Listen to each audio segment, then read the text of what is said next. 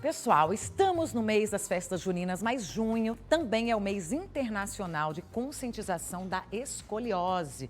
É verdade, é uma doença que afeta a curvatura normal da coluna, né? E para falar sobre diagnóstico, sobre consequências, sobre tratamento, nós convidamos aqui o Dr. Rafael Parisi, ortopedista, especialista em coluna. Muito bom dia, prazer tê-lo aqui. Bom dia para você. No Tudo de Bom, falar sobre um assunto super importante que as pessoas nem sabiam. Acho que talvez que tenha esse dia, esse mês, né, voltado aí para a conscientização.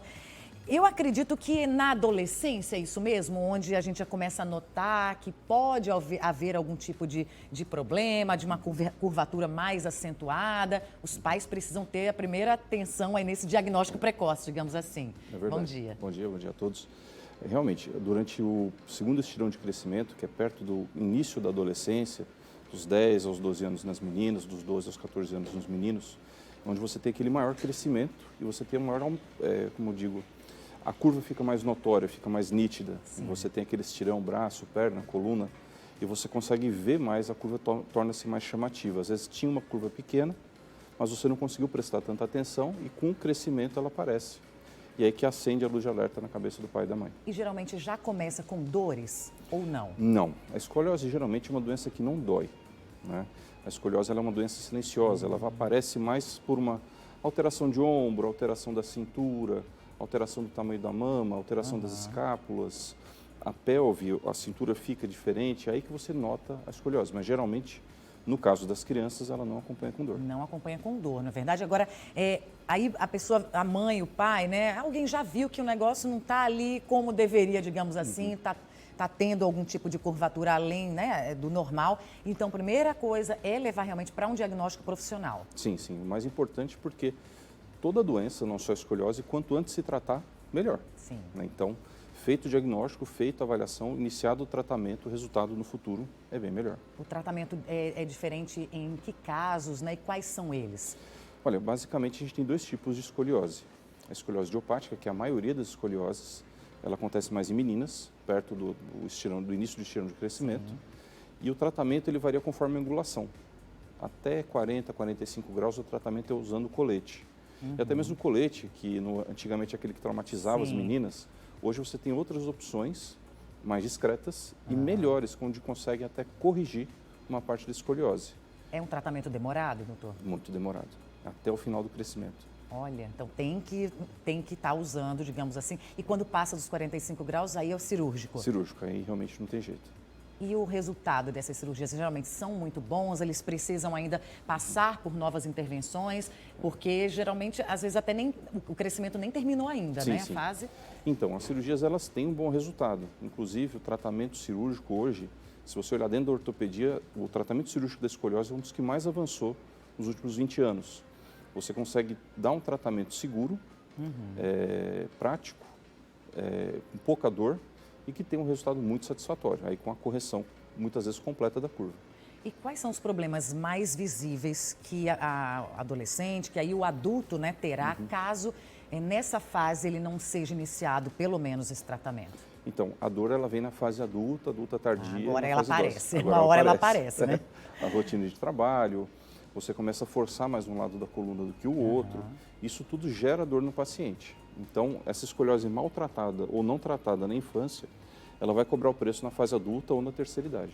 Hoje a gente já vê muito crianças e adolescentes carregando aquelas malas, né? As mochilas que saíram muitas vezes das costas, justamente já por causa desse excesso de peso e do alerta, né, dos profissionais para aquelas malas de rodinha. Isso daí é legal e tem que ser mantido. Sim, é legal, até porque hoje em dia os meninos, quando vão para a escola, é muita coisa. É muito peso, né? Eu fico impressionada. Coisa. Gente, na minha época não era tudo isso aqui, não. Não, e você pega a mochila, às vezes, da criança que vai no consultório, é um tijolo. Fala, pelo amor de Deus. Meu Deus, então, tortura. Pega leve, usa rodinha. É o melhor jeito. E para a adolescência, na adolescência, eu acho que esse é o principal, digamos assim, peso que eles acabam carregando. Isso pode também afetar uma escoliose que já é genética, que já é talvez hereditária? Então, existe um fator hereditário, mas ele não é bem estabelecido. Né? A gente teve até um trabalho científico multinacional, onde se procurou gêmeos idênticos, um com escoliose e outro sem, para pegar a genética dessas pessoas e ver se tem alguma nuance, né? Para você ver quão raro é. Acho que no Brasil foram 4 casos só que acharam no Brasil inteiro. E isso foi encaminhado para o Instituto Genoma, na Califórnia, e não se achou nada. Ou seja, A é gente mau não sabe. hábito mesmo? Na verdade, a gente não sabe a causa. Né? Já A pensou? escoliose idiopática é uma escoliose que a gente disse não ter causa. É diferente de uma escoliose secundária, que ela vem por uma doença, uma malformação, uma fratura, Sim. um tumor. A maioria, 80%, 90%, são escolioses idiopáticas. Então, a gente sabe que existe aquela questão da família, mas não sabe exatamente qual. Até porque se um filho tiver, não necessariamente o outro vai ter também, né? Várias Exatamente. crianças na mesma faixa etária, digamos, um vai passar por aquilo, o outro não necessariamente. Isso, exatamente. Mas que coisa, é interessante.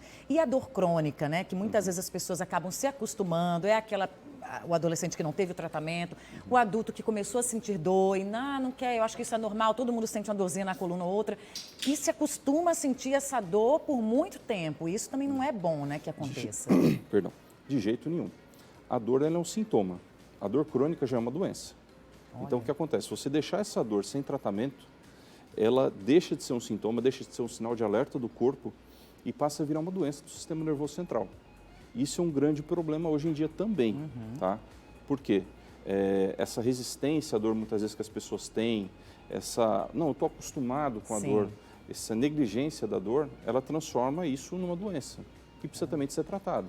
Então, você tinha um problema e acaba tendo dois. Agora vão ter dois. Mas que situação. E nesse mês, que é voltado, né, para a conscientização aí, o senhor acredita que não só a questão dos municípios, né, que deveriam tratar melhor essa questão, dar visibilidade a essa Sim, causa, sim. para que as pessoas, né, os pais, se conscientizem de como é importante ter esse diagnóstico e levar para tratamento? Sim, sim. A gente tem, a escoliose é uma doença muito negligenciada, principalmente aqui no nosso estado.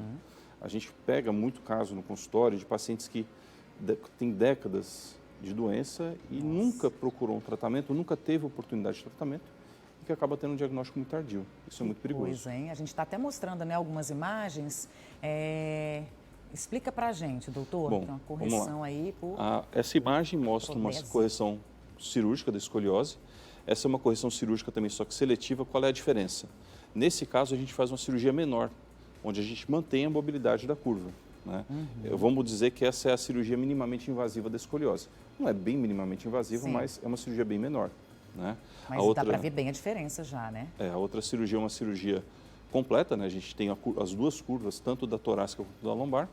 Esses são os coletes, né? A gente vê o colete antigo, que é o Milwaukee, e o novo, que é o TLSO ou o Rigo-Chenet, que são coletes mais discretos e tem até uma correção melhor do que o tradicional Milwaukee. E ele tem que ser usado por quantas horas, digamos assim, diárias? Então, a adequação, a aceitação desse colete é muito fraca. Né?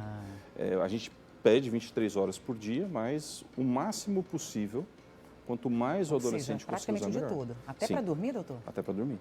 Nossa, tira mesmo para tomar banho, né? Exato. Né? Seria o ideal aí. Mas não é fácil realmente. Mas, gente, tem que cuidar, né? A gente não pode deixar... Olha esse ângulo, né? Muito Isso. grande. E é muito normal que isso aconteça, doutor? Olha, na verdade, a escoliose ela não é uma doença tão rara quanto a gente pensa. Ela é mais comum do que a gente pensa. Né? Às vezes a pessoa nem sabe que tem, né? Nem que tem sabe que tem, às vezes vai passando um concurso, vê algum exame e descobre a escoliose. Já pensou? Acho que muita gente, acho que qual o percentual assim, da população que tem algum nível, mesmo que for o mais discreto? Segundo a OMS, 4%.